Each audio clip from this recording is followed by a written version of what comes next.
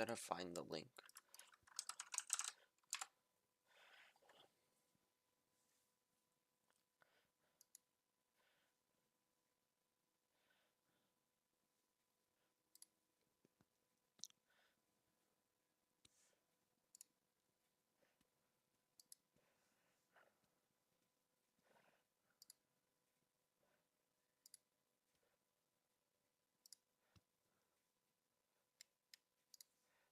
One sec.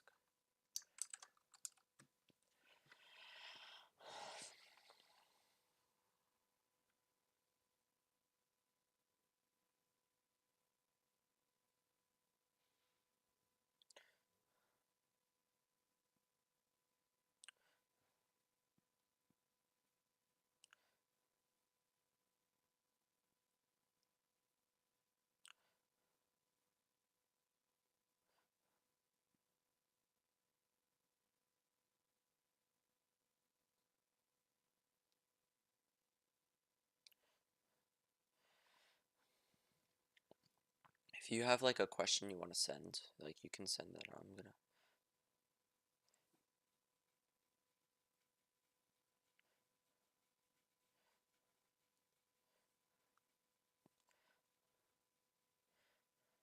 Okay, yeah.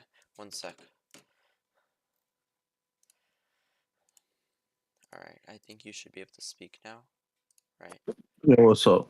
Hi. I was thinking, like, I don't really understand, or we didn't really talk that much about parallel access theorem. Oh, okay. So like, since we have to do derivations tomorrow, I'm gonna do a derivation and show you how it applies. So the parallel axis theorem states that like, if you have like an object rotating around, say, some axis, right? So let's say that's a disk and it's going through that axis, right? If we want to move the axis, like let's say we want to move the axis so it's onto the edge of the disk, we can take, assuming these are parallel, that does not look parallel, but here, let me try and make that parallel. Okay. So we could, if we want to find the moment of inertia rotating it around a different parallel axis, we can take the moment of inertia at that center mass and then basically add md squared, which it's the distance between these two is d, and then that will give us the moment of inertia at this second axis. So that's all it is. Does that make sense? Like, so if you Yeah, find, can you like do an example yeah, though? so we're gonna derive um moment of inertia of a rectangle. Um, if I can draw a rectangle, which I can't. Okay, so height, base, okay, and we're gonna start by doing. This is gonna be our axis. We'll do the axis this way. So like, I think this will be our axis around here. But actually, no, what we're going to do, we're going to do the axis here, and then we're going to find the axis in the center as well. So that'll be our starting axis. Wait, is this just the same as doing like a rod? No, not exactly. So we're I gonna thought start the with height this. doesn't really matter. Hmm? Like, doesn't the height not really It matter? does matter. We can cancel it out though when we use density. Right. I'm saying it doesn't just cancel out anyways. Yeah. Like for a disk, if you have a cylinder, it's just a circle, no? Okay, well, yeah, basically, but So like, this is why a would you distance. do the whole thing if you could just simplify it? Well, because this can't be simplified. It's not the same thing. Oh, okay. So we're going to start, we know that density, in this case it's two-dimensional density, right? So that's sigma is two-dimensional density equals mass over area, right? Equals mass over base times height, okay? Right? So when we use r squared, right, the formula, also this is equal, real quick, this is equal to dm over dA, right? The derivative of mass with respect to area. Okay, so when we use the equation for moment of inertia, it's equal to the integral r squared dr, right? Is that right? No, that's R squared dm. dm. Thank you. Yeah, dm. Okay, but the thing is, this r squared that it's referring to, this is what r is. It's the distance from that axis. So like r is the same anywhere. Like this is r. It doesn't really matter. Even if it's a non-uniform shape, if it was like it could be a circle, but you have different r's. It's just the distance from the axis. So that's what r is. So we usually change r to some other variable. I think we'll make it y. This is like the y-axis. So here we're gonna do y squared dm, okay? And so you have to understand that area, dA, right? So let's do area equals base times height. But in this case, we want the height to be a changing variable. So you'll notice height, this is a constant, but this is a changing variable. So it's going to be by. Okay. But if we want to, so y is some sort of function that goes from like here to here, I guess, right? So if we want to find dA, because we need to find dA to find dm, we get dA when we differentiate equals b dy. This holds true because if you integrate b with respects to y, you get by, okay? So we have dA now. And we also want to find dm because that's what the equation is. So we have given from up here, dm is equal to sigma times dA. So let's do that. Wait, isn't it Rearranging this, easier? Isn't it easier if you just say like sigma times a equals m, and then say like sigma by equals m, and then take the well, derivative of that, and then just plug it in? I'm not skipping steps. But that's like way easier. Well, I'm not skipping steps. It's easier because That's you're not just skipping. skipping. It's the same way to It's get the it. same thing, yeah. So why would I not It's just spell it split out? here. I'm spelling it out on purpose. Okay, my bad. Equals sigma dA. Okay. So now we have dm. We'll substitute it in. I'm gonna rearrange this. Um, so I is equal to, we change that to y squared sigma dA. And we have that dA is b dy. But I'm also going to pull out the sigma because it's a constant. Density doesn't change as you move position. So we're going to get y squared times b dy. Okay, now we have a b here. We can pull out the b if we want, right? So b sigma equals y squared dy. So now you'll notice this y is the y-axis. That's what we're integrating with respects to. But the starting value, we would say probably down here it's 0, and the uppermost value is h, their distance h apart, right? So that's like y equals h, y equals 0. Okay. So we have to integrate, our bounds are going to be from 0 to h. Okay. So 0 to h. When we integrate this, we get b sigma equals, that's um, y cubed over 3 from 0 to h. When we plug that in, sigma is also equal to, as we said earlier, mass over area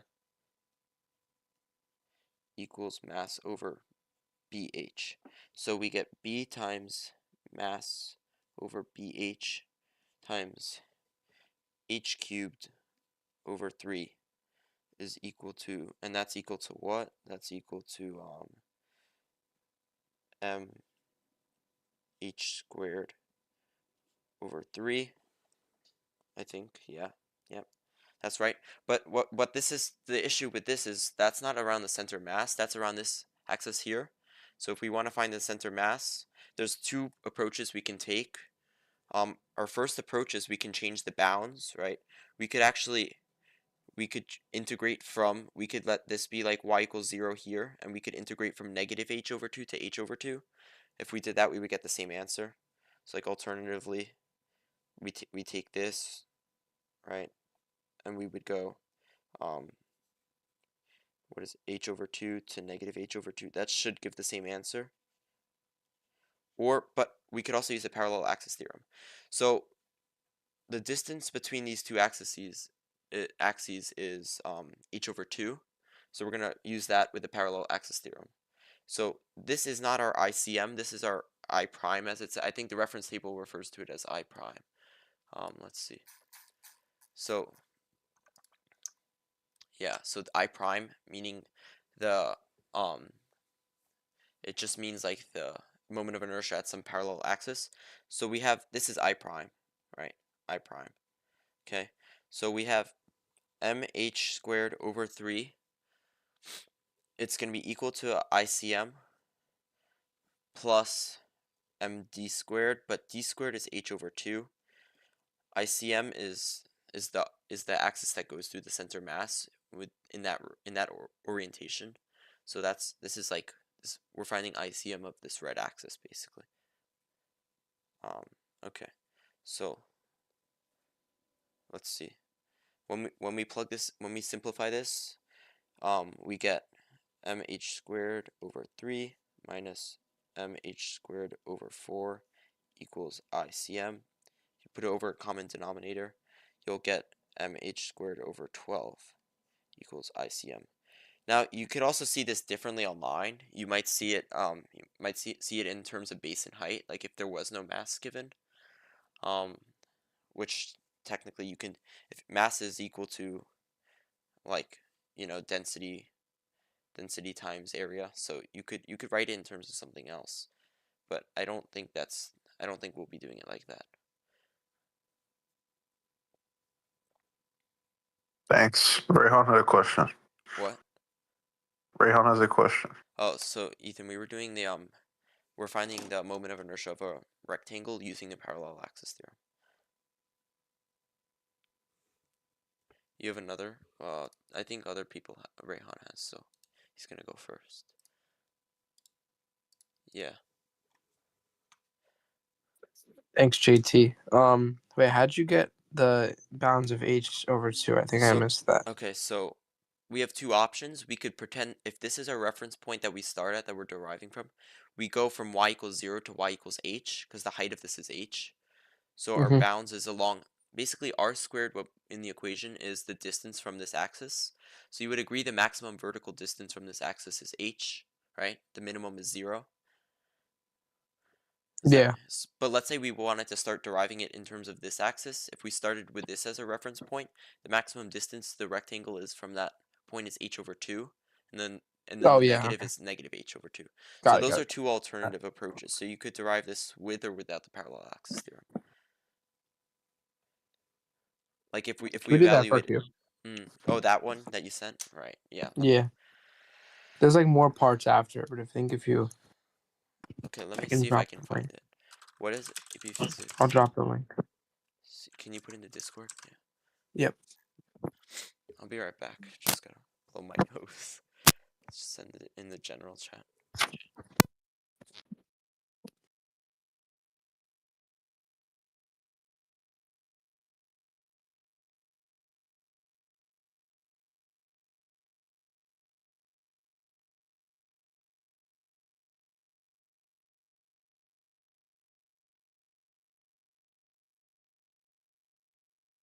Alright, I'm back. Also, Zane asked me to shout him out. It's his birthday, so happy birthday. Okay. Um,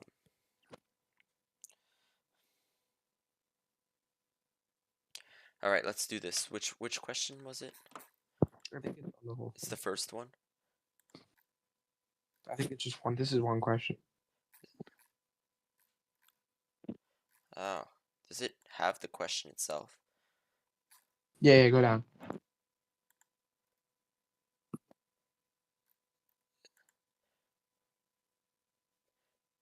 Is this like, where's part A? Right there. Wait, go back down. Oh, this is I question think 3. it shows different responses. I don't know. They're all the same. Yeah. Is there a way you can get like the unanswered version? Blank one? Yeah, I know. I tried to find it. I couldn't find it. Let's see. Um,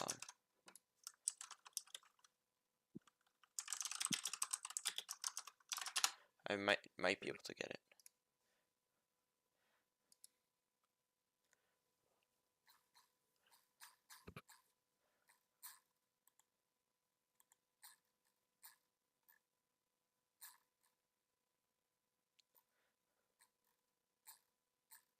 Okay, I think this does it look like this? Yes, this is it. Okay. Cool. Alright, triangle mad. Use integral calculus to show the rotational inertia of the rod. Okay, so we're just doing this as a, really it's like a 1D question. We're assuming that the rod has no thickness. So lambda equals, I don't know why they write it in such a way. Yeah. It's equal to mass over length. Length is L here, that's why I did that. Equals dm over dl. What's our axis of rotation?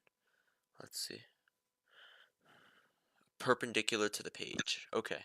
So, all right. So let's write dm equals lambda dl. I think actually, if I'm not mistaken, you don't really change r squared. You could keep it as r squared. We'll make it l squared, I guess. So Mm-hmm. we're not gonna use the parallel axis theorem. So negative L over 2 is the maximum. So our axis is kind of vertical as opposed to the horizontal rod. So the maximum distance you could get from this rod is, assuming we're starting at the center, I believe. Is that what it's asking? Oh, But yeah, how do you know where you start? no, okay. And through the point 3/5 ml squared. Ah, okay. That's a good where does it say? That is the distance p. Oh, at the left end of the Oh, at rods. the left end. So we're Okay. actually So gonna, 0 to L over 2. yeah, or we could use our parallel axis theorem. So we're gonna do that. What does it mean, triangular? Uh, 0 to L. does it say a triangular rod?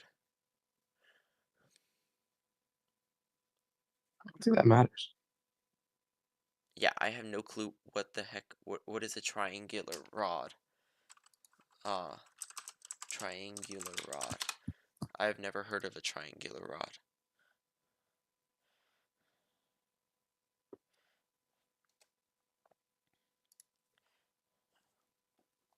It also actually it gives lambda is gamma x squared. That's what it says. That's the function we're actually going to do this in terms of x squared as opposed to L.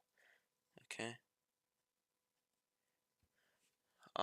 Yeah, okay, so like triangular rods. Okay, so I know why. I know why this it's saying this. Because this function for density is x squared, even though it's a one-dimensional question, x squared implies that it's like that's a length squared, so that's area. So that's saying the cross section is an area, a 2D area. So it's a 3D object, but it's treating it like 1D. That's complicated. You don't have to know what the triangular rod means. They're just Yeah. covering it. So they're saying the reason this lambda function is squared is because it's a triangular rod. Okay, so let's just continue this. So we have that lam this is lambda. This is what the FRQ defines lambda to be. So dm equals lambda dx, and we have x squared dm. So let's do this equals 0 L. That's an integral. That's an L. I can't write. X squared gamma. This is a gamma. X squared dx. Okay. So oh, it also defines, this is a constant that we'll have to later work with. So we're going to pull out all the constants. So we're going to get, I think this is a good question though, because it's like actually not horrible. But L x to the fourth dx. So let's do this integral. When we evaluate this, I'm going to skip steps. That's x to the fifth over 5. Evaluate it at L, we're not evaluating it at 0. So 1/5 gamma um, L to the 5. But now it also gives us, it says that gamma is equal to 3m over L cubed. Mm-hmm. Yeah, but this is a question he could totally give us for um this could actually be the question. I wouldn't be surprised. Yeah. Okay, so now we have to plug this variable goes into there, right? Wait, hold up 1 sec. How'd you Yeah, get dm equals the gamma x squared dx? yeah. So it gives us this function for, it gives us lambda. It says it in the FRQ over here. It says Oh, lambda density is a function, right? And so we know the definition is m over L, but it's also dm over dx, dm over right? dx. Okay. So instead of like dr or something. And we know that the equation that we have to use, right, on the physics C reference table is r squared dm, but instead we're doing x squared dm. So we have x squared dm, right? But dm is equal Yeah. to shoot, did I mess this up? Let's see. Wait, how is like the Oh, okay, I how is see. DM equal? Okay, dm, so look, this dm equals lambda dx, right? Yeah. So dm equals lambda. This is lambda actually, because that's what it says lambda is. Oh, Because lambda D. it gives us lambda as some sort Okay, of okay, I got is it. equal Yeah. to All right. Yeah. gamma x squared. So That's just me. we're substituting in dm, we're substituting it with all of this, and then we have the Yeah. x squared from before in the equation. So we're getting, so these x squares now have to multiply x to the fourth times gamma dx. Gamma is a constant density function it later gives us. Okay. Yep. So now we have the gamma out here. We have 1/5 gamma. Then we evaluate the integral, L to the 5. Now we have to plug in for gamma. It says that it's 3m over L cubed.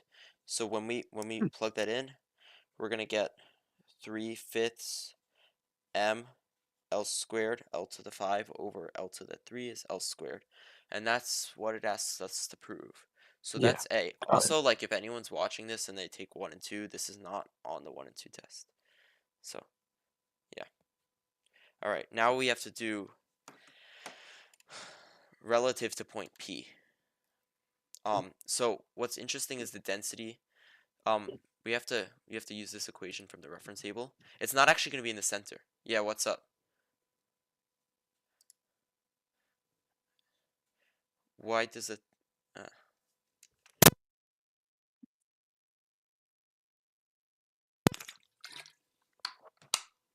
Because it's kind of like a 1D question. It gave us the cross-sectional area function but it gave it to us, so we didn't have to do any thinking with that. Whereas, like, if it said it was a triangular rod and didn't give us that lambda function, we would have to figure that formula out manually. So now we're gonna do part B. This is also not 1 and 2 stuff. We're gonna use our reference table. It says center mass, I'll write as xcm is equal to x dm over dm. We actually have to use this stuff from earlier, right?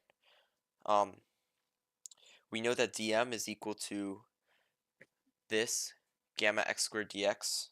So we have x times gamma. Oh, that's not a gamma. Gamma, that's a horrible gamma. Gamma x squared dx. That's from earlier. And once again, gamma x squared dx. Without the x this time. Because that's what the equation says here. Okay. Relative, so it's from length 0 to L, because it's relative to the left. So now let's evaluate this integral. So I'm going to evaluate the top first. We'll pull that gamma out. From now, what we can do is we have an x squared, x cubed dx. So from 0 to L, x cubed dx. And on the bottom, we also have a gamma we can pull out. So the density doesn't actually matter for this center mass, at least. Maybe for some other ones somehow, but not for this. So that's actually nice. Less work for us. So when we evaluate the top one, we're going to get x to the fourth over 4. And then we plug in L, so L to the fourth over 4 to the 4. 4. And then on the bottom, x to the third over 3 For evaluated. 3. L to the third over 3. So we can simplify this. This should say, what is that, 3/4 L? That Yeah. makes sense. Yeah, that was Because easy. this density says from 0 to x, it's increasing as a quadratic, meaning it's going to be a lot denser over here, right, than it is over to the left. So the center mass should be skewed to the right somehow. Does that make sense? Because Yeah. the density gets denser as it goes. Mhm. So non-uniform density. Do we want to do the next part? Is the value of the rotational inertia around point P Sure. greater than, less than, or equal to the value around the center mass? Greater than That's a that. parallel axis theorem question. So parallel axis theorem, let's set it up. So it's asking It's saying is I prime. We found I prime before, right? What did Mm-hmm. we say it was? 3/5 ml squared. 350, yeah. ml squared. Uh, okay, it's saying is I prime going to be greater than or less than, right? I think it's greater than or less than ICM. But the parallel axis theorem says ICM is equal to I prime, if we rearrange this, I prime minus MD squared. Minus MD squared, where D squared is going to be L over 2, because that's the distance between these parallel axes. So it's clear that this is positive, this is positive, negative. It's clear that this is going to be less than. So the moment of inertia, around, it's going to be greater than around the center of mass. Yeah. Okay. So I think it should say greater than, hopefully. Let's see. Let's make sure I didn't mess that up. Let's also check that 3/4 L, greater than, so that's the correct justification. Yep. Okay. Are you good with this question? We'll just do someone else now. Yeah, sure. Sounds good. Okay. Thanks. All right. Zach, Ms. Greedon, do you have like an important one? I'll invite you both up, whoever. I raised my hand from like 10 All minutes right. I'm ago. sorry. I'm sorry. The question took a while. No, I don't have one. I Oh. wanted to ask about the triangular thing. Oh yeah. Yeah. Sorry about that. So yeah. So like the density function was gamma x squared. So since it's x squared, that means it's like the density was based off of a 2D area. Uh-huh. So it was like Oh actually, wait, he could have given it to us as a 3D function, but that would, like a 3D question, but that would make it a lot harder. So the AP gave it as a 2D, or 1D rather. It was like aggregated. So yeah. All right. Johnny Thomas. You Yeah. remember on the notes, right? Yeah. It was like a ladder, and it had like the frictions on each. I don't Can think you do that's that on one? it. I don't think that's on it Why? because I'm pretty sure he said that's not on it. Also, I didn't pay Oh, attention for because that that. would be an FRQ, right? No, I don't think it's on And the test whatsoever. yeah, I know, but in theory it would be an FRQ, but the FRQ is obviously this because he told us, so it can't be on it. Oh, I don't even know, man, because I did not pay attention for that question. But I wouldn't worry about the Well, I ladder. didn't. I didn't pay attention for all of it, so you're better than me. Yeah, I wouldn't worry about the latter question, I don't think. See, my notes are pretty empty. I think Yeah, I it just seemed kind of gay. I Not think gonna lie. I think I just copied what was on this one you meant, right? Yeah, that's what I meant. All right, whatever. I mean, it's fine, bro. It is what it is. Nico might need to be doing that deep, but like, I think I'll be okay. Something that's important to note, like when we have, let's say we have like a beam and it's suspended from a wall, right? When you're setting up your net forces, so check this out. Like, let's say this beam it's a beam somehow. I don't know. This is not a beam. It doesn't look like a beam. Let's say it's suspended by a string. The string is actually pulling it slightly inwards. So the net forces, since it's not moving, they have to cancel out. So that means the wall is exerting some sort of normal force, on the beam, like outwards. If that's just something that's like you have to recognize, because if we have a question like that, you have to set up the FNet. So like there would be a force of tension inwards, FT, and then there would be a force of normal outwards because the beam is physically pushing against the wall. So that's always like something that's missed. Wait, is there also a normal force on the top? Up on the string, that's a string though. Yeah, I Yeah, know. strings don't have normal force for our I purposes. guess if it had mass, right? So Well, it doesn't. yeah, but it's like negligible. It Well, doesn't it's just really. a tension. It's There's pulling, no. not pushing. So Oh yeah, you're right. You're right. yeah. Um, I think that we did have a question like that. Can I do this one? JT. Yeah, one sec. Let me just check that. I wanted to see the question real quick. My notes are pretty empty. Maybe we don't have anything like that on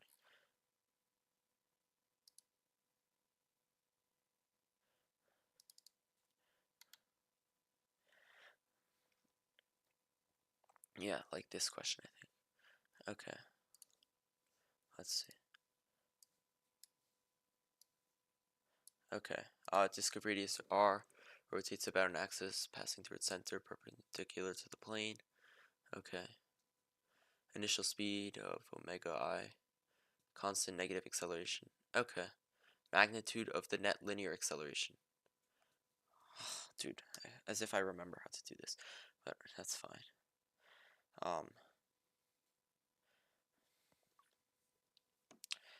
Disk. That's a circle. That's a circle. Its center, its axis is through the circle. Straight upwards. Okay, so it's net linear acceleration. So there's a tangent, sorry, AT, there's an AT and an AC. Okay, how we find these? So our formula from our reference table is I think it says like v squared over r, right, somewhere, if you remember that. AC equals v squared over r equals, look at this, r omega squared. Okay, equals r omega squared. And it was given to us that omega is equal to wi in the beginning, I think. Yeah, so in this case it's going to be r omega I squared. Okay, so this is our centripetal component, but it's asking for the net. So the net's going to be like in this direction generally. Well, actually, sorry, I have it the opposite way. I think the acceleration, I don't even know. I think the centripetal acceleration is pointing outwards. No, it's not. Okay, it doesn't really matter which way it's in. It's this way is the net acceleration. So now we have to find the tangential. Okay, that's actually easy to do. That's just gonna be from our reference table. I don't even think it says it because it's implied in the reference table. Yeah, so it doesn't say it. So alpha tangential is equal to, it's gonna be equal to it's going to be equal to A tangential over R. So R alpha T is equal to AT. Now, these are not alphas, these are A's. So now we're going to put them into the Pythagorean theorem and hope I did not mess this up. So we have AT is equal to R alpha, that's not an alpha, alpha T.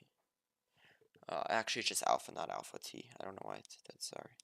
So squared plus we have r omega I. This is squared. So now we can actually pull out the r squared using like the identity. It's a capital R, it's supposed to be. But I have no handwriting skills.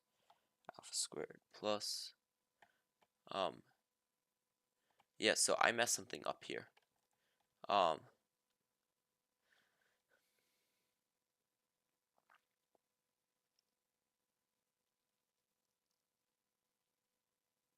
That's a problem for another time.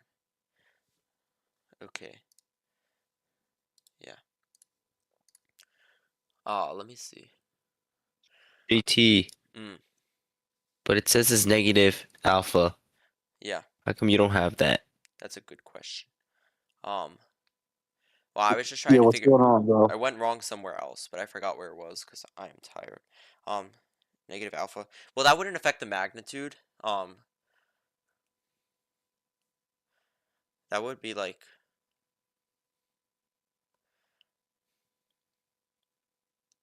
I'm thinking.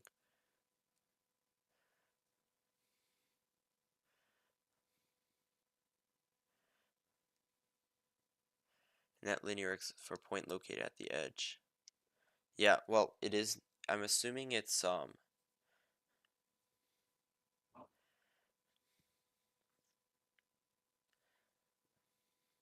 I don't even know. That's concerning. Do you know what the correct answer Nah, it is is? what it is, bro. You know what the Just correct guess. answer is? No. We can work it No. backwards.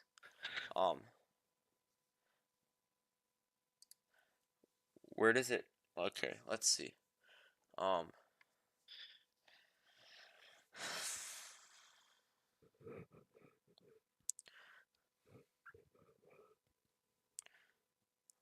R, we pulled out the R plus.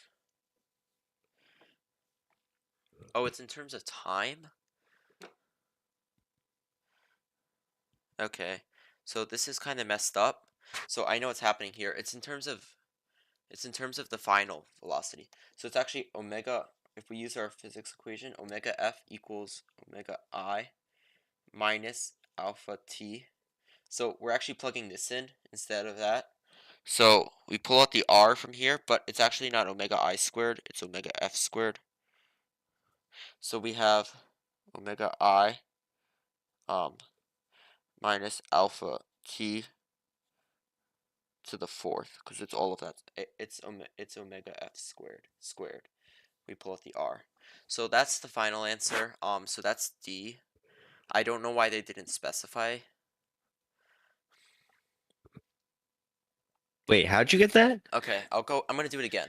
So we have our, does it make sense to everyone that like it's rotating, we have a circular, acceleration, right? That's a circle. Please be a circle. Yeah. So we have a circular acceleration, right? Okay, and this is alpha, okay? But we could break this up into two components. We could break it up into the tangential, AT, okay? And then we can break it up into centripetal, which is AC. In this case, alpha is actually in the opposite direction, but it doesn't matter here, okay? Alpha. So we have two equations. We have to find AT first, so let's do that. AT is going to be equal to R alpha. That's just from that's kind of something you have to know, right? The relation between tangential and angular. You just multiply by R. So that should make sense to everyone. So we found one of the components. Now we have to find AC. And the physics reference table says centripetal acceleration is equal to, in this case, V squared over R, but it's also equal to R omega squared, okay? But the omega it's referring to,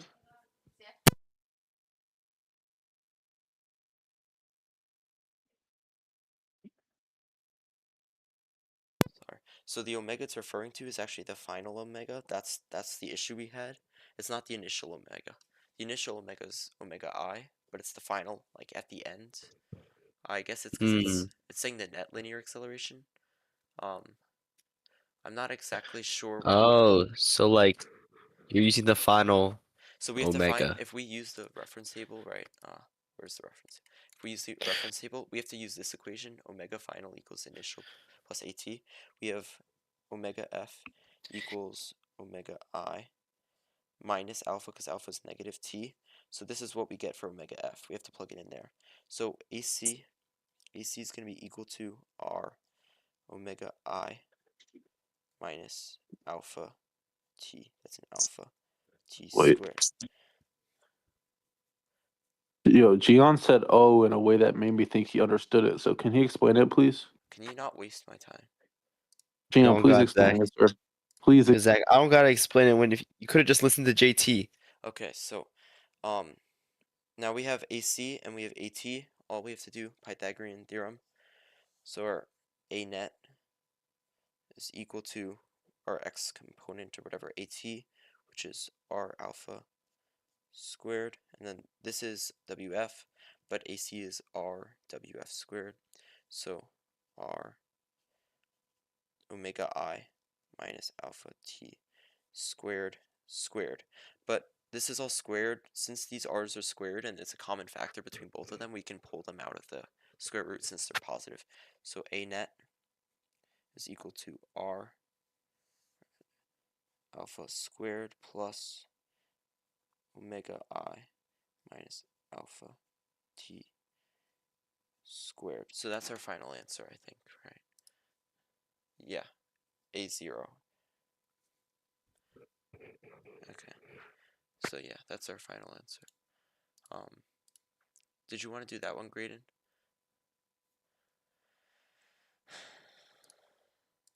Is that a yes? Okay.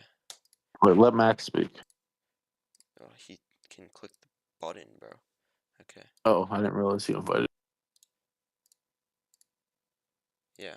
Oh, thanks, JT. I'm gonna do Graydon's question. if you don't mind.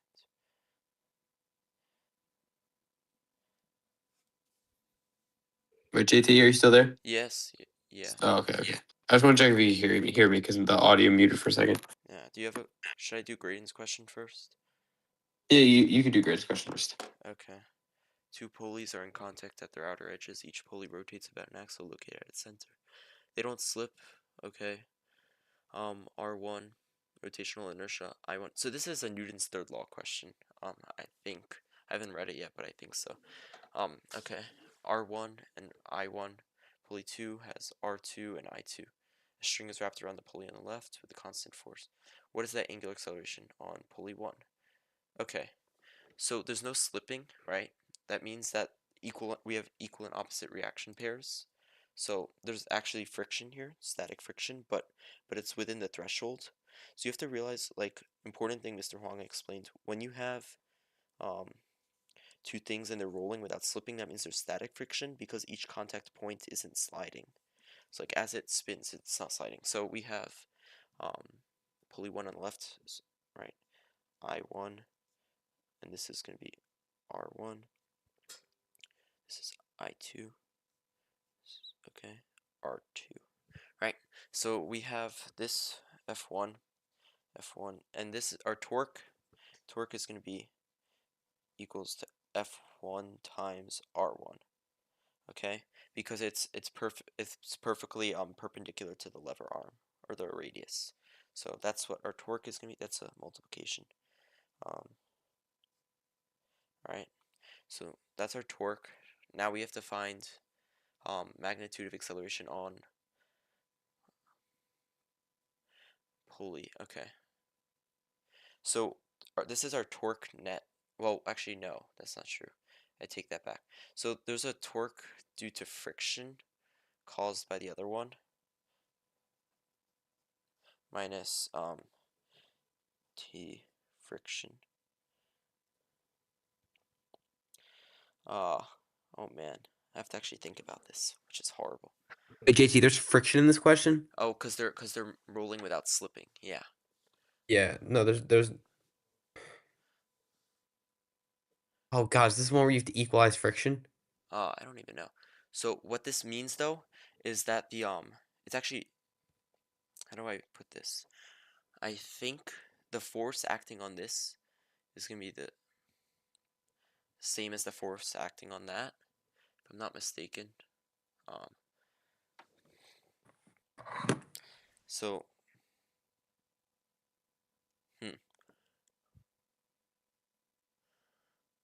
oh man, this is really bad.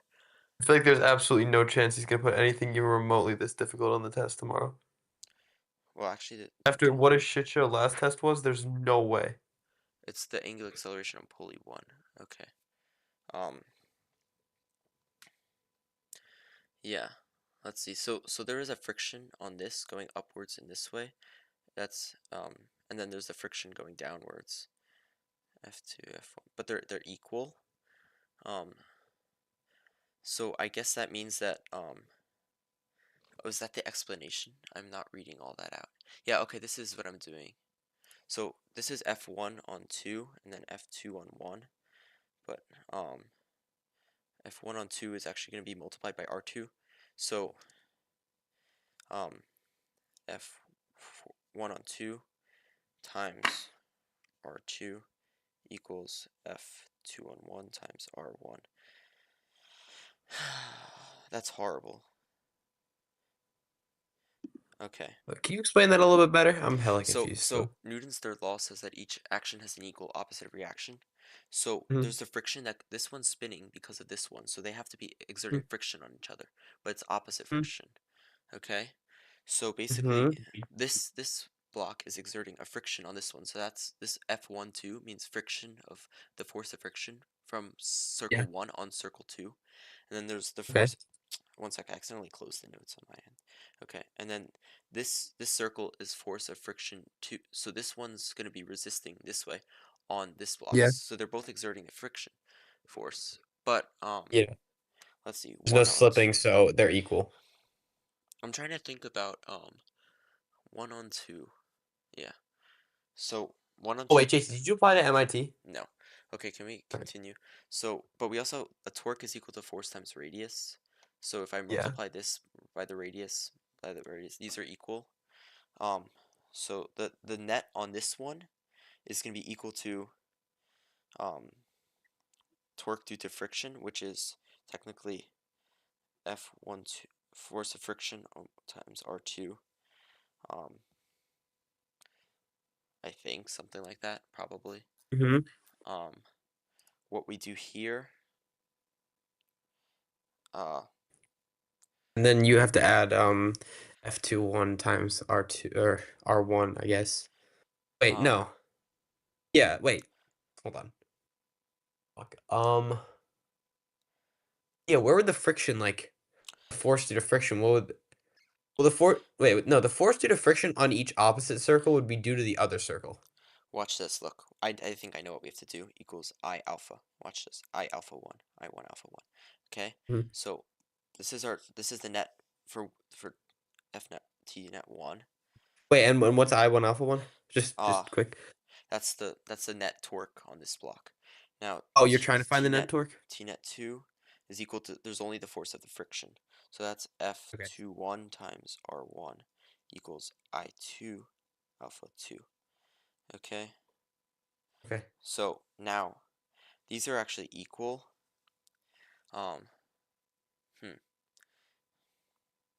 I think I see what's happening somewhat. Yeah, you just solve for them and then you could sub in Let's because those two should be equal. So we want to find, we're finding, what is it we're finding? We're finding alpha 1. Yeah. Magnitude of angular acceleration. Yeah, alpha 1. So I2 alpha 2. Okay. I wish these tests were like team tests. That would actually be so fun. That would be so I fun. still don't know what alpha 2 you know what? Also, I realized R2 alpha 2, they have to have the same, since they're not equals R1 alpha 1. The reason is because they're not slipping, so they have to be having the same displacement at any given time. So Yeah. alpha 2 equals R1 alpha 1 over Mm-hmm. R2. So this is horrendous. Oh my god, yeah, then you could just sub in. Wait, When you want to find alpha 1 though, you so just want to find alpha 1. this is equal to equals I2 times R1 alpha 1 over R2, and this is equal to that, I think. So we have Does it offer an explanation in the wait, question? Because this is wait, atrocious. yes, but just give me a sec. Minus I2 R1 alpha 1. Wait, why do we have an alpha 1 in there? Oh, we do have to solve for alpha 1. Oh my god. Over R2. So that's from this. That's all of this here that we have set up. G net 1. Assuming I'm even doing this correct. Equals I1 alpha 1. And we're solving for alpha 1. So, man, I can't even breathe. Okay, equals I1 plus I2. Oh yeah, I think I did it.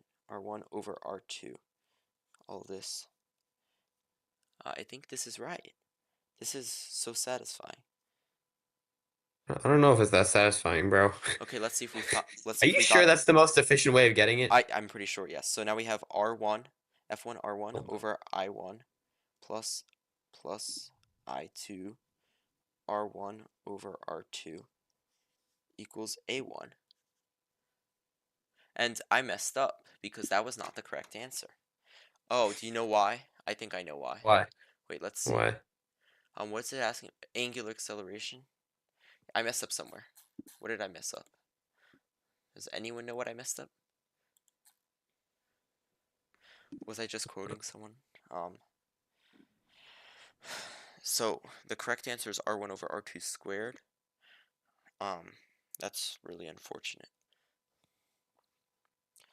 Can we try and figure this one out together, JT? If anyone sees the error, let me know.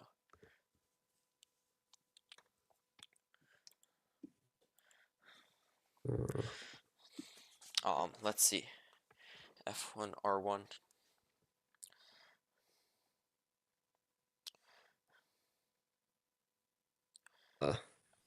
Wait, you know what I know what it is. What? This actually, wait, does this hold So true? wait, does F2 wait, hold on, Jesse. I don't think there is an F2. I think There, it's just that F1 exerts friction because does the pulley even this is move? F21. This is the force of friction in the opposite because they're action pairs. Okay, you know what? We could redo this as Should we just ask ChatGPT how to do this one? no. We could rewrite it as, you know what? We could write it as FF1 and FF2. So like force of friction minus, oh, it might be this. So force of friction minus this, and then let's try it like this and see if I can simplify it. R2.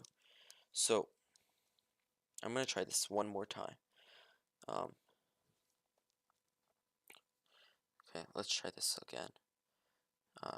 Just because I think someone's got to get it. I got like close.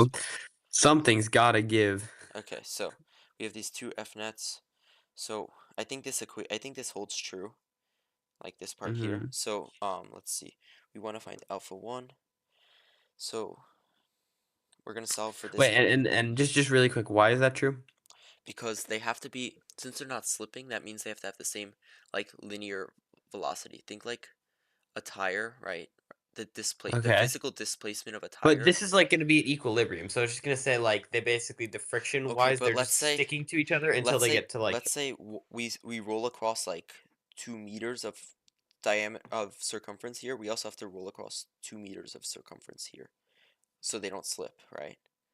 yeah. So that means that the displacements are going to be proportional, and so are the derivatives of that. Because if we keep integrating, these are constants that get pulled out. So like if I integrate with You respect mean to their angular displacement? You mean their angular no, displacements are gonna be equal? their linear displacements are equal, not their angular. They're What's displacing. a linear displacement again? I'm retarded. That's like the displacement of the circumference. So let me try this real quick. So um we're solving, so we have FF is equal to, if we rearrange this, F1 R1 minus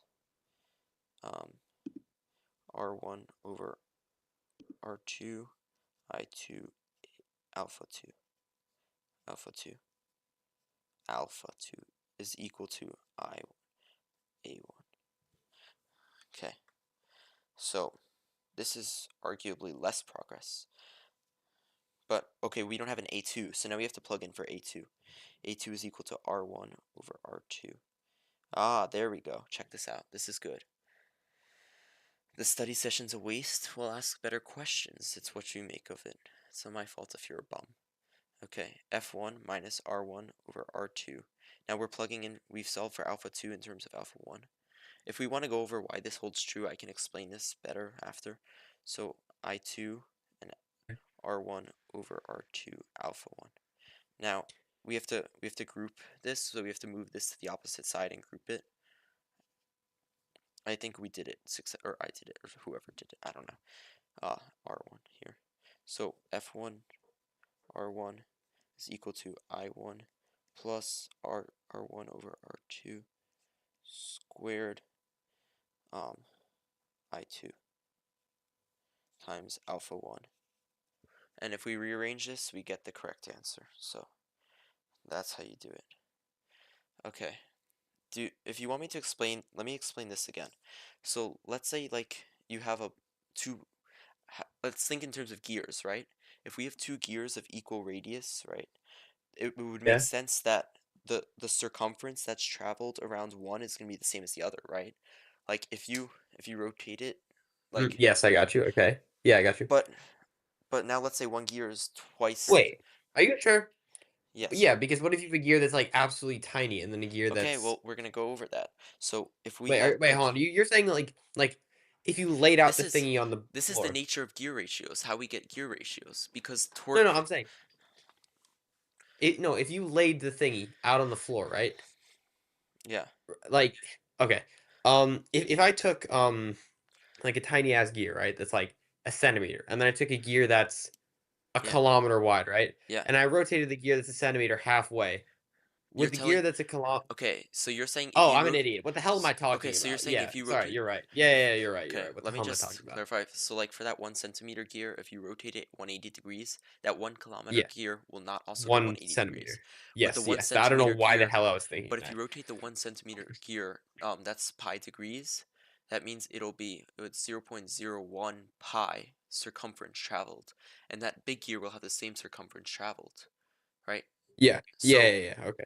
yeah, if you rotate a little gear 180 degrees versus a big one on a ground, the little one will move less distance. So that's why this identity holds true. Wherever I wrote it, this holds true because it's really R2 because it's not slipping. That's why we know this works. X2 Okay. equals R1 X1.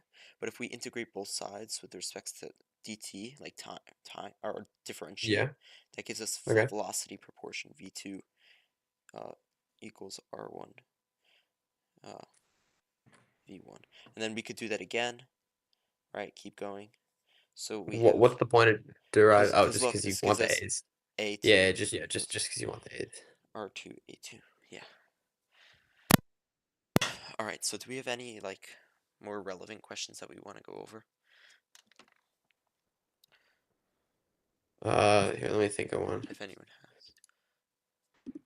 Can you just explain to me like rotational, like moment of inertia and stuff? Yeah. Well, we did a question earlier, but I wasn't here. I'll derive it for a cylinder. So of essentially the moment of the inertia equation is I equals r squared dm, where r squared is the distance from the axis, right? So if we have, this is going to be a cylinder. I'm going to make a cylinder.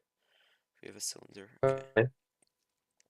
And our axis is going to be, let's see, 1 sec. Blue. So this will be our axis, our rotational axis, okay? That's supposed to be parallel. I can't draw. Okay, so let's say we want to find the moment of inertia around this, and it gives us that, let's say, this, we'll call this axis, this is our y-axis, y-axis. It's also r-axis, that's what it's referred to there, r-axis. So this will be radius of r here, right? That's a radius of r. That's the farthest, so any given like atom on this, in this cylinder, the farthest distance it will be from this line, this axis, is r, right? That makes sense? Like take any point on the cylinder, you can't find a point Yeah. that's more than r away from that Yes. Yeah. axis. Okay. Yeah. So we're gonna replace this r squared, we're gonna name it y. Actually, we want to use y. Y is gonna be it's our y-axis, right? So we're kind of Yep. looking at distances from vertical distances, y, dm, and our distance, our bounds are gonna be negative r to r. Why is that the case? The farthest distance you can be from this axis on the bottom is negative r. I can't breathe. Give me a sec. Okay, and then the top, the farthest is r on this y-axis, so the axis is y. Now, Yeah. Okay. our density function, so we're gonna use rho for 3D density equals difference dm over dv. Now we have to Yep. find dv, but it's also equal to like big M mass over volume. Okay, so Wouldn't the density function be a 3D like? yeah, we're doing that. V And equals, we're able to do that in this class. I guess so, pi r pi. So that volume is pi r squared L, right, for a cylinder. But we're gonna do pi. We'll do pi y squared, since that's our y-axis L. Okay, so dv.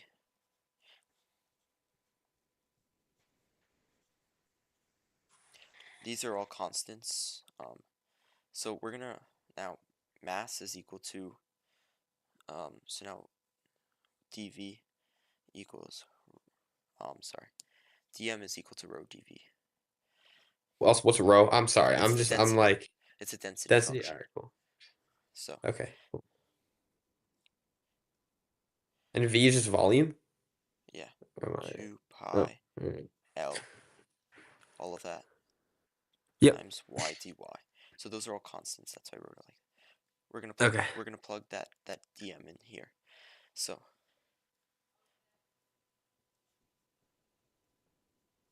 of, actually we'll pull the constants out. We'll pull all these out.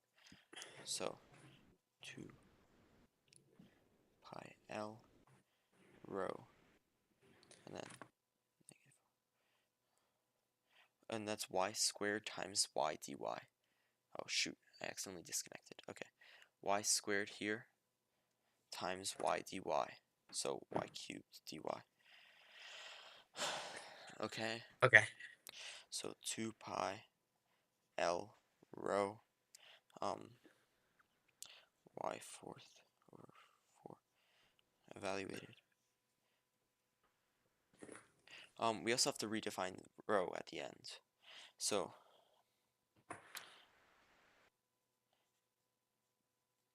and then what is this equal to? We'll pull out the 1/4, so we're gonna get 1/2 all of that over 2. Of getting DM. Well, Okay. let's just for Well, you, we so. evaluate. So this is r to the 4th minus r to the Oh, I'm an idiot. All right, got you. Yo, I low-key messed this up. No, it's Yeah, I feel like there's some step that's confusing me. Yeah, like I don't know. that Can you doesn't make any just sense. run it back? Um, Yeah, just run it back. This is weird. Here, let me think. It's like, yeah, just run it back. Redo it. Because now I'm confused now. my bad. No, you good. You good. We could Well, I actually mean, write this as in you're terms of you're donating your hard earned time to let me not get another 67 off physics. So on a quiz, but it's fine. Oh, you know what I think it is? I don't think we go from I think we go from r to 0 because it never actually can be a distance of like negative r. It's all around. It's yeah, that's the issue. So the bounds are not negative r because you're not going to be a negative r radius away. So in like a rectangle, the question that could Also, happen, but this is like in general, how do you know? Like it? We're not expected to know that. Like in general, you have this sort of like this weird integral where it's what is it? Here, scroll up a little bit. yeah. We start with this Uh, equation every time. yeah, it's like I y squared dm like R squared dm usually, yeah. or yeah like that's just what I is defined as. Yeah, yeah. You don't have to Such a understand. disgusting formula. And then you gotta find Well, dm. no, the moment of inertia.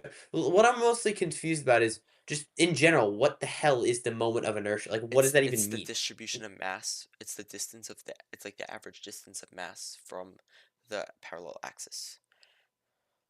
Oh, So, times the well, the like y times how hard it is to move. So it'd be yeah, like, that makes it that's how hard it is to move it basically. So that's oh, why okay, well, more is if harder. Yeah.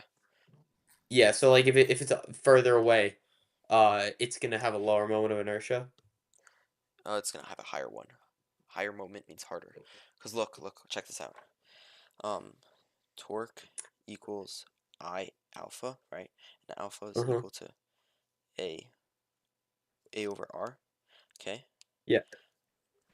Yeah. So that means if we rearrange this, right, in terms of, um, so if we torque over I times r equals a, so that means as moment of inertia gets bigger, the torque is going to cause less acceleration. Okay. Inverse relationship. So yeah.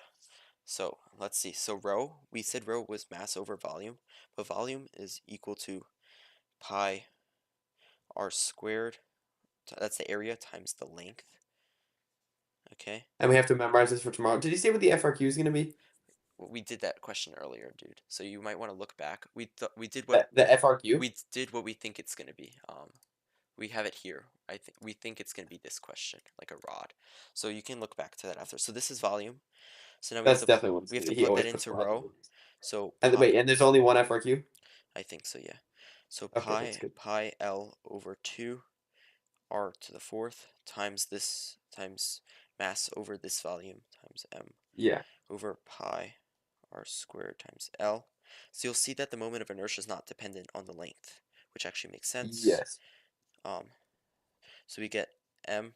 Length, when you say r length, you mean distance from the. no. That's radius. I'm saying that so the length of this rod, the length of the rod across Oh, this on the way rod. Okay, yeah, on doesn't the rod. affect the moment of inertia, Yeah. which makes sense because it's the spread from the radius. Right. Okay. So like, why would it being longer make it farther from the axis? So that's how we did this. But when is this moment of inertia? Like, what even is a moment? Like, why? It's like a rotational mass, but it also accounts for the fact that it's harder to rotate things that are more spread out. So it's not something that you like would use. It's just like a Yes, you measure would. of something. Well, you would use it, yeah. What would you use it for? Like if you wanted to calculate Like, how much something would accelerate, you could use it translating acceleration. yeah, I know. I'm saying it's not like center of mass where there's something intuitive where you can like balance it on your No, finger at the it's center of mass. It's just like a mathematical there's thing that not just an. says, I wouldn't say it's oh, it's this intuitive. hard to No, move it. I wouldn't. Yeah, it's like, oh, it's this hard to move it. Okay, now we could just use this in certain That's why we calculations. learned that like if you have a disc, like a hollow disc, and Yeah, it has the same mass as like a, oh my god, I keep closing, as like a non-hollow disc, it's gonna be easier to move the non-hollow disc because it's gonna yeah. have the same mass, but it's gonna be more of it will be closer to the middle. Okay, that So yeah, like kind of makes sense. if these things have the same mass, right? When you say move, you mean roll, right? Yeah, like roll. So let's say these have the same mass, m and Yeah. m. Which one would have the distribution of its mass would be closer to the center on average? The filled out one. Yeah, because they have the same mass. Now if we Yes. said they have the same like density, then I don't think that would. Then you, yeah. Well, Oh, it wouldn't yeah, be it the would. same. Yeah, it would. I guess it Close depends on close to the center, it still would. if they have the same volume, which this Yeah. probably wouldn't have the same volume. So Whatever. It doesn't matter. I see what you're saying, but yeah. Okay, so yeah, continue. there's not much more to it than that. This is easier. This one on the right's easier to roll because it has the same mass. It's less spread. Okay. Is there any intuitive reason as to why that makes sense? That's I like. Do you like understand it intuitively? Yeah, I do because I feel like I'll unmute you. Sure. There you go. Max, Yeah. think of it this way, right? Yeah. So, you know how torque depends on how far it is, like from the center Yes, or the axis of yes. rotation? Yes. So, if you have more mass and it's farther away, it's going to be harder to spin it because you need more torque to It's gonna spin it require because more the same it's amount. heavier. No, yeah, no, that makes sense. I'm just saying, like, intuitively, why does that torque thing even work? Well, I Well, don't know. If you're you holding could. a ruler from the center versus from the far end, it's going to be heavier to hold from the far end than the center. Yeah, no, okay, that makes sense. It's just like, Okay, you could also like think about like if you think in terms of energy, right? We haven't done energy yet, but let's say you have yeah, this ruler, right? And you wanna get this point to travel a distance of 2 meters, versus you have this one and you want to get it to travel 2 meters, right? They're gonna require the same amount of energy, right? Because we know force times displacement, or like, force times displacement and whatnot, all our energy laws. Like to get something to move, just to move less far. Yeah. assuming it's like the same mass or whatever. But no, Yeah. but they're both displacing translationally 2 meters. So we're gonna have to have Yeah, the same yeah, amount of yeah. energy. But you'll also Yeah. notice to get this to move 2 meters, it has to move less of an angle. Less of an Yes, okay. angle. 8 to 1, yeah. Yeah, Okay. so there's like you can like work on making it intuitive. What is that? Rejection is redirection. Yo, Gian, you have to cut this out. You should make them stickers and slap them on people. Guys, is it okay if I run, JT, can I run upstairs and have like permissions on, like to talk? Just because I have to run upstairs and my parents, Yeah. Okay, let me add Zach. they want us to eat dessert. Bro, what? that might be the most bad person. Bro, Max All right, living. all What are right, you fine. No, saying, all bro? right. No, it's to do Hana, guys. Don't want to say dessert. Just mute, bro. Oh, Yeah. it's Yo, Hanukkah. Zach, shut the fuck up. I'm gonna beat the shit out of you. Okay, please. Max, I love you, bro. I love you too, big brown man. Okay, do you have a I love you question, too, Mwah. Zach? big man. All right, I'm gonna be 5 minutes. I'm not done with questions. I have more, but Yeah, I'll add you I'm gonna back to run the for 5 minutes. stage. All right, cool. Do you have a question, Zach? Yeah. Let me think. Like, do you have one prepared? Oh, I think I did when I raised my hand, but you took like. So you could send it in the chat. It's Oh wait, Gian has one though. Yeah, how do you make these into stickers? Do you have a sticker printer? I do. Really? Ask your mom how to do it. I'm sure she knows. Yeah. You'll have to reformat the Yo. sizing though. Yo, what about like let me ask Nico if he wants one though. Yo, Okay. hand them out in physics tomorrow Any after the actual test. any actual Yo, questions? that's diabolical. Any actual Oh nah. questions? I'm probably cooked anyways, so it's whatever. Wait, JT, I got an actual question. It's not physics, but it's about the test. Okay. What grade do I have to get before the weight to end up with like a Wait, good of enough course you grade to talk about not get weight, bro. to not to To not not get get like rescinded? So rescinded. what's your average right now? I think it's like I don't know. Let's Is it just above an assume 80? 94. Okay, Let's 94. assume that. So you probably realistically can be fine with a 70 on this. A 75, let's say 70. Like So after the curve. after the curve, yeah. So Or what's so that pre-curve? so that's a 49, a 50. You probably want to get at least half credit on this. Like and then okay, so guessing gets me 25. So okay, I might There's be an good. FRQ, so I wouldn't say that's true, but Okay, I know enough to get like the easy stuff guessing right. does not get you a 50. I know enough to get the easy stuff right. I'll take Assuming like there a was easy 60. stuff. All right, bet. Then why am I here? Yo, on God, Well, Zach. because it's still Yeah, like Dion, it can We're- accumulate. we're Dion, passing why are we tomorrow, here? though. It's because if you keep pulling this strategy, Yo. eventually you can get Oh, rescinded. Eric Kruger is watching this. Ooh, How do you know Wait, that? what? look at the You said that Coco on live video, bro. That's on YouTube. That's crazy. Yeah, I know.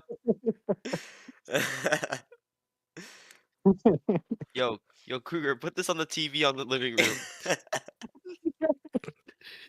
Yo. I'm out.